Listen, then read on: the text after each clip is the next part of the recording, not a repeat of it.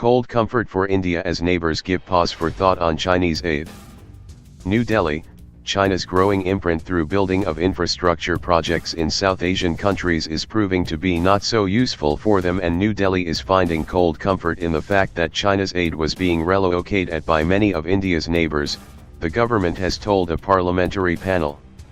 According to a report by the Parliamentary Committee on External Affairs, headed by Congress MP Shashi Tharoor, the panel was informed by the government that experiences with Chinese infrastructure projects in neighboring countries like Bangladesh, Myanmar, and Sri Lanka were leading these countries to give at least some pause for thought. In oral evidence to the panel on February 16,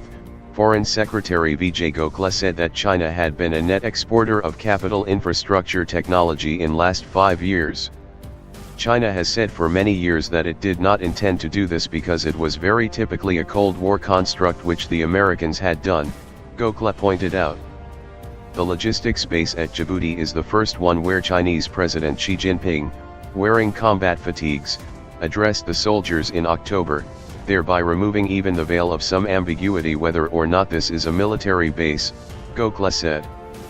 He said China has begun a number of projects in every South Asian country with substantial commitments.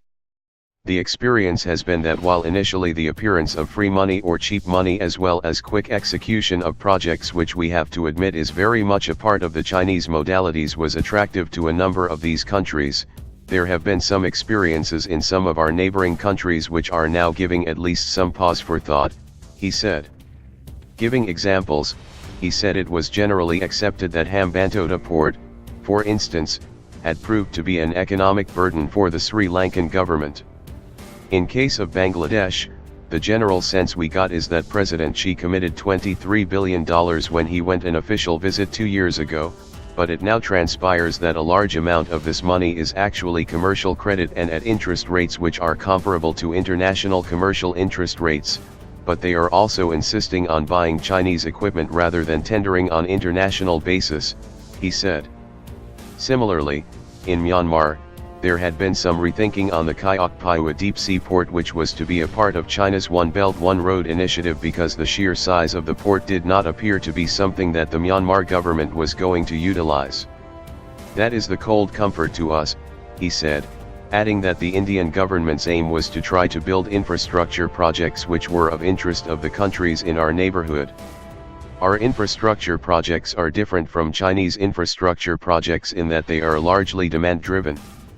In other words, we wait for governments of our neighbors to tell us what projects are required and then we proceed to do it, he said, adding that prominent among these were India's projects in Nepal, Bhutan, and Bangladesh.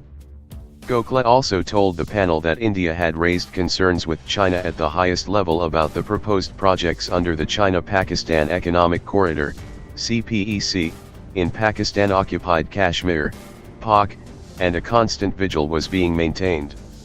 During 11's visit to Pakistan in 2015, several bilateral cooperation agreements, including those on hydroelectric and nuclear projects, highways, motorways, ports, export processing zones, agriculture, and financial arrangements for projects were signed.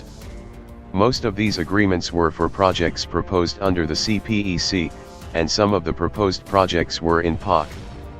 Government's consistent position is that Pakistan has been in illegal occupation of parts of the Indian state of Jammu and Kashmir since 1947. Government has conveyed to the Chinese side, including at the highest level, its concerns about their activities in POK and asked them to cease these activities, the report says. Government keeps a constant watch on all developments having a bearing on India's security and takes all necessary measures to safeguard it, the report quoted the Foreign Secretary as saying.